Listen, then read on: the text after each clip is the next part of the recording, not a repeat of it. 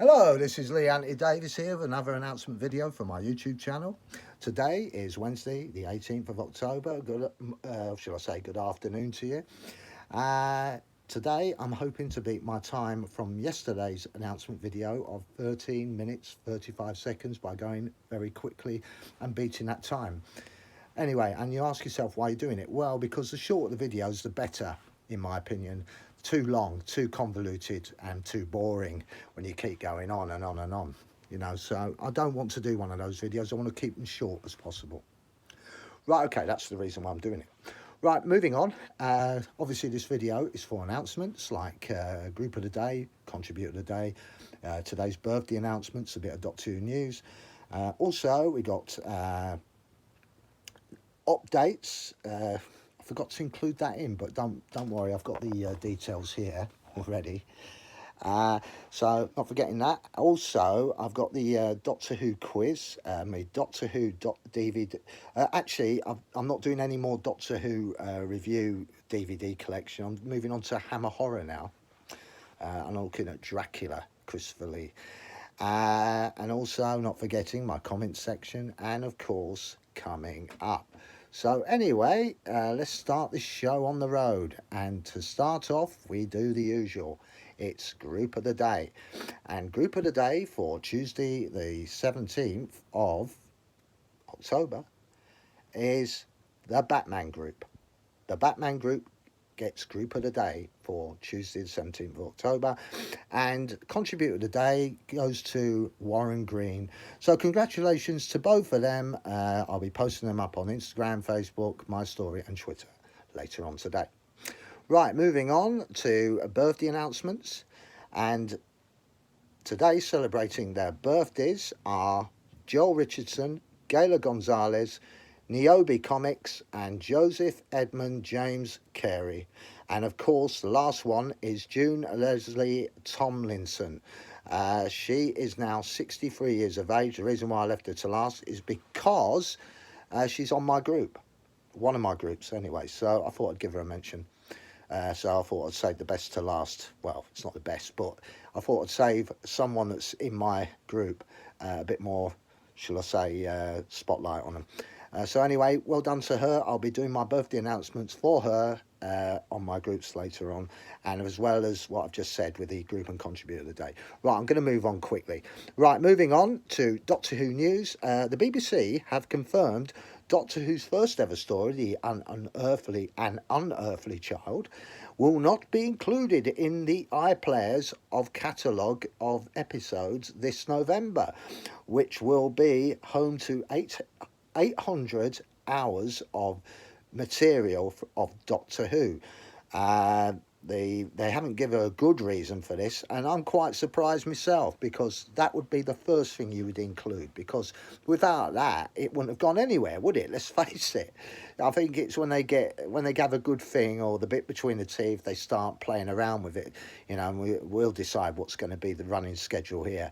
The BBC obviously are doing it to cower to certain factions that have decided that they're setting the agenda, and the BBC are obviously cowering into them.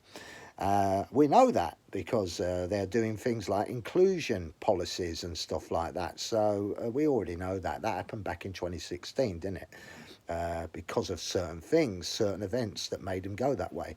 Anyway, never mind all that. That's the reason. They haven't given a good reason. It's probably saying that they've got so much stuff they haven't got time. Rubbish. You can put that one in the first, couldn't you? But obviously they're going to do a lot of the new stuff, not classics, in my opinion. I think it's to do with Russell T Davies's tenure as the new showrunner, or the old showrunner returning as the showrunner. So they put a lot of his stuff on. Obviously, I did say that this is about showrunners, Chibnall, obviously, what's his name now? Oh, I said enough of him. Stephen Moffat, that's it. He will be giving their interview. Well, they'll be giving their interviews and talking about the show, and obviously Davis will be talking about where he's going to go with it.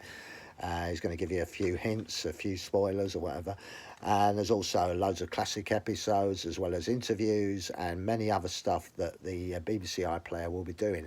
And it starts from the 1st of November.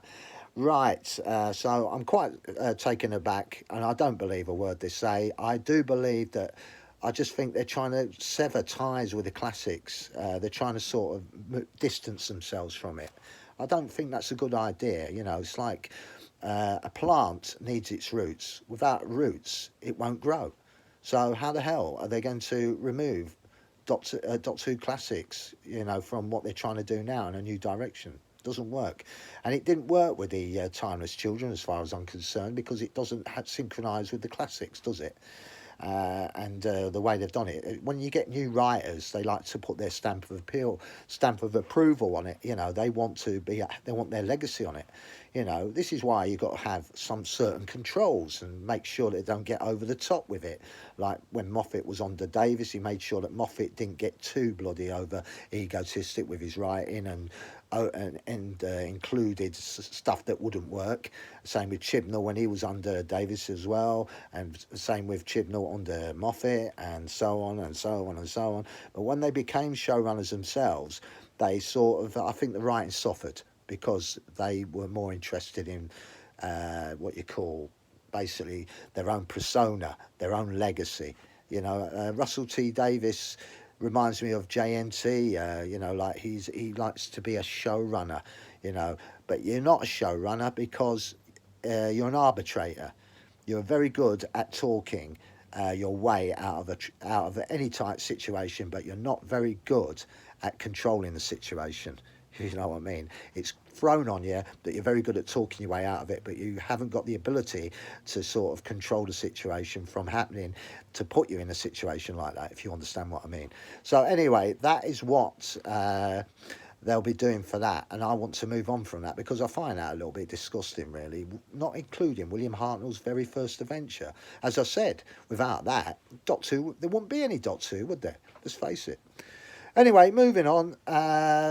Yes, coming out, already out now is the new Doctor Who magazine with Beep the Meep on the front cover. Obviously, an insight into the 60th anniversaries, some images from the show, some exclusive shots of the filming and stuff, and obviously the interviews and everything else. It's out now. It's $6.99 at your nearest stockist, which could be WH Smith's or Sainsbury's or your local newsagents. So run along and buy it if you haven't already, because I haven't bought my copy yet, so I'm going to go out and buy it as soon as this video's done. Right, okay then, moving on. Doctor Who, oh yeah, this is the next bit. I'm going to do this quickly. This is my Hammer Horror DVD collection selection. The first one, obviously, is my favourite, The Horror of Dracula. This is known as just Dracula in 1958. It featured Christopher Lee in his first role as the Count, and to be honest with you, he nailed it there and then. The best bit that I remember of this is when Harker looks around and he sees someone at the top of the stairs, and then Christopher Lee walks down with cape and all, and then smiles at him and says, "Welcome, I'm Dracula, and I welcome you to my house." You know, it's quite chilling, really. He had a sort of smile, but he had a sinister sort of... he had something sinister behind him, which was obviously he was undead. But a very good film. Dramatic ending with Cushing and Lee at the end of it. Brilliant stuff. Great film. I'm glad I bought this one. Horror Dracula. This one didn't feature Christopher Lee. He didn't want to do it. He was doing something else, apparently. So they got in David Peel to play Dracula in this one. And this was meant to be the cult of Dracula, you know, the sort of bride, the sort of people that follow Dracula, but they also vampires themselves. And this is a classic example. Peter Cushing returns as Van Helsing, which is bloody good. It's not a bad ending. It's not a bad story, actually. It's quite good. But I would have preferred Christopher Lee in this one. But never mind. Moving on, when Dracula becomes a bit more sort of convoluted, and Christopher Lee started to hate doing Dracula because he says they always wheeled him out when they you know, for Dracula. He was always wheeled out. He wasn't built around as a central character anymore. It was all basically everything else going along with it.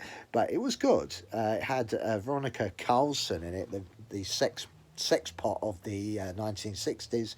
There she is. And there's Christopher Lee and his chilling gaze.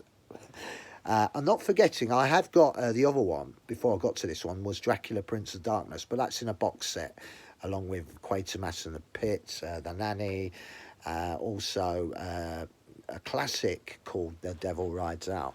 But anyway, I won't go into that one. Moving on to the next one, Taste the Blood of Dracula. This one's pretty good. This features, I'm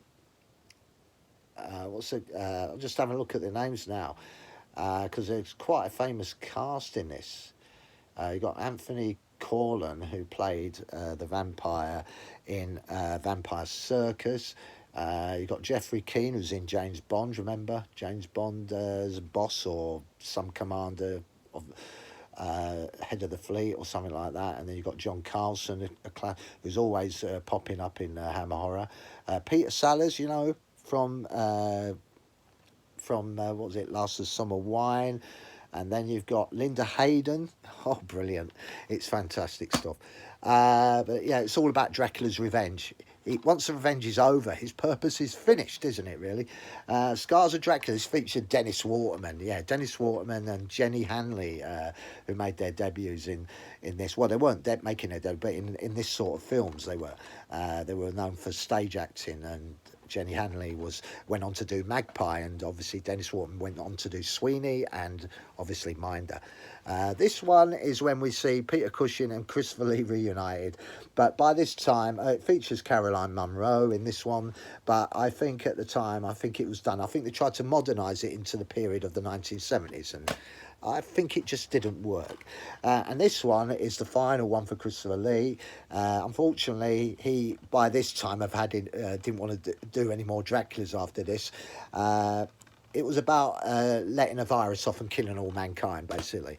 And that is basically it, really. That is the franchise of Dracula. I'll be looking at something else tomorrow from Hammer Horror. Right, moving on quickly.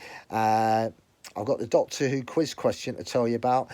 The answer to yesterday's question was, which adventure did Karen Gillan appear before she became Amy Pond? The answer was Fires of Pompeii. And I've got another one here for you. The classic era. What adventure was the sonic screwdriver destroyed? From the classics, that is. Right, okay then. Moving on to your comments quickly. Here we go. I'll just go on to it right away if I can get to it. Give me a second. I don't think... yeah, I've got it. I just want to do this quickly. Turn that ruddy thing down. I'm just going to read this quickly, all right? Comments before I go off air. The second season is not as good as the first season, as it became too much of Mr. Smith and the robot. Talking about Lost in Space. Thank you for that comment. I can't read anymore because time is up against me. Right, coming up, Lost in Space, excerpt from Doctor Who, and I've got a PlayStation 2 trailers to go up. Right, that's it from me. Thank you for watching. Bye for now.